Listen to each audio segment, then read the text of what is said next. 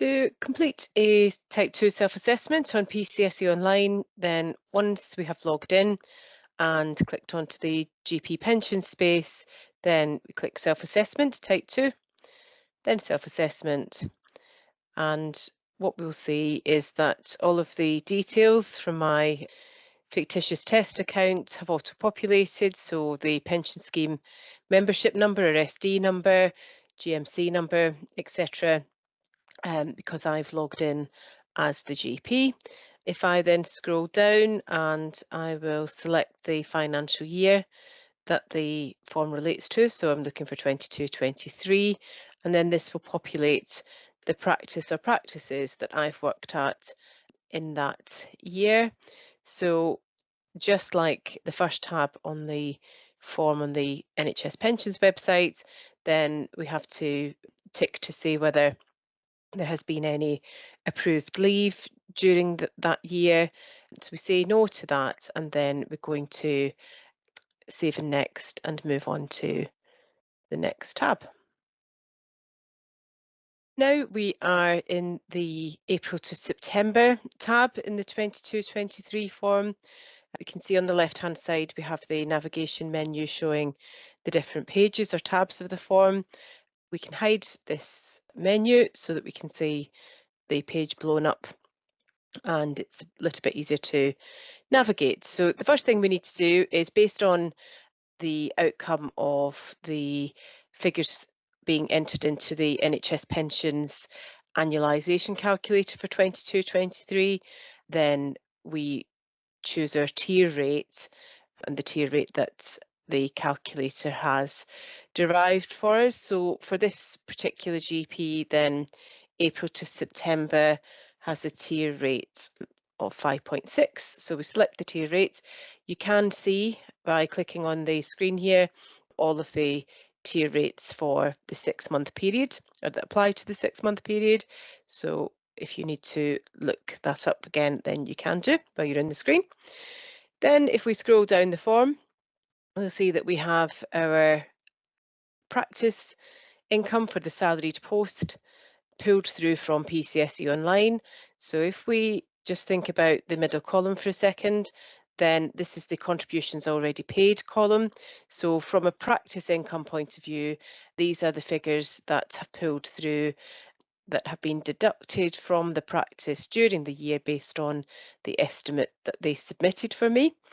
So we've got £375 for that 6-month period in employee contributions already paid.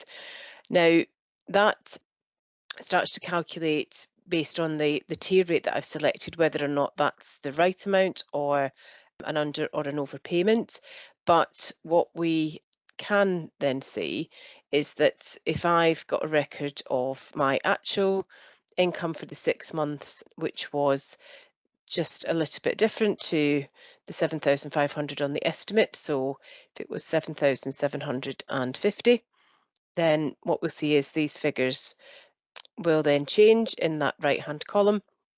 And that tells me what the difference is in terms of the contributions that have already been deducted and the contributions that are actually due based on that tier rate. So that's the practice income for April to September. We also have some solo work. So I have solo work of £1,500 in that 6-month period.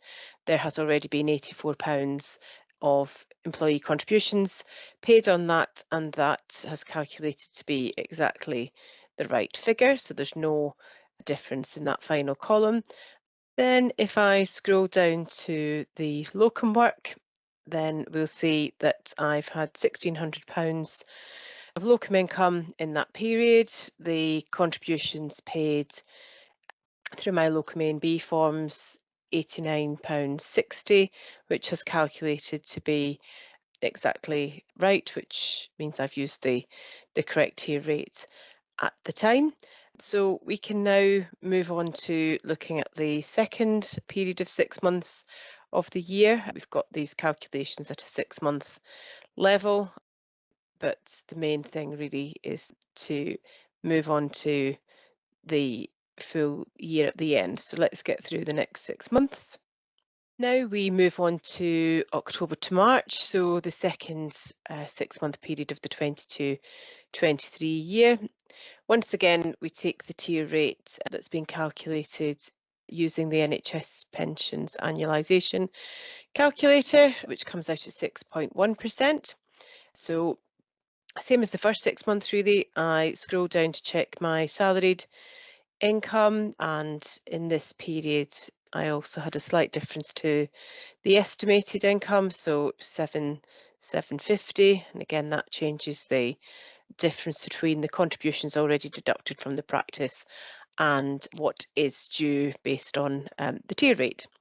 So we also in this period have some solo income, which the employee contributions have been paid at the correct tier rate on already, and we have £1,900 of locum income, which again, when I've been submitting my locum A and B forms, I've paid at the correct tier rate. If I haven't, and when I do the end of year reconciliation, then I need to make a shortfall payment, then I'll explain how to do that. But essentially, we need to have that payment received and processed and adjusted against the GP's record before we can fully reconcile the type 2 form at PCSE.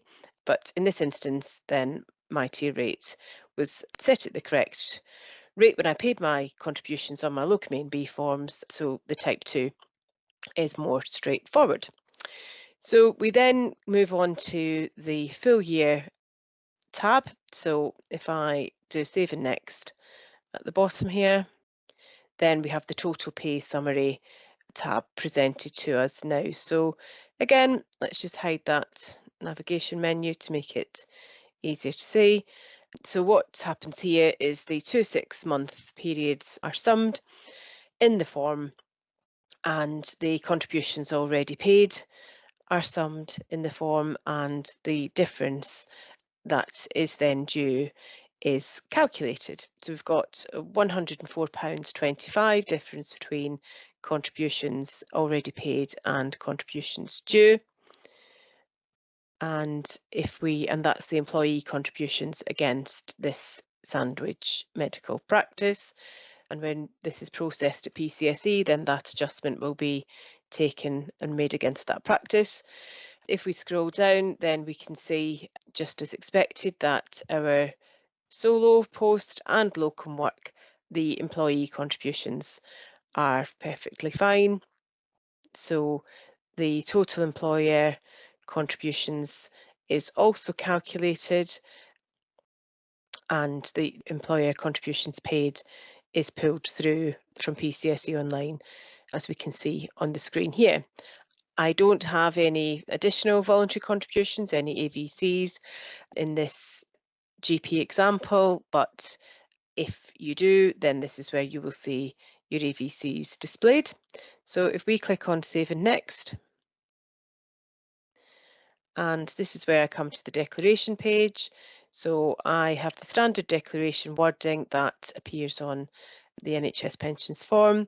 So I just need to check all of that, make sure I'm happy with it, tick to confirm, and that will populate with today's date, the date that I'm going to submit the form. I can again save it for later, and I can save the form for later at any point, but we can then also go on to submit the form. And that is the end of the process.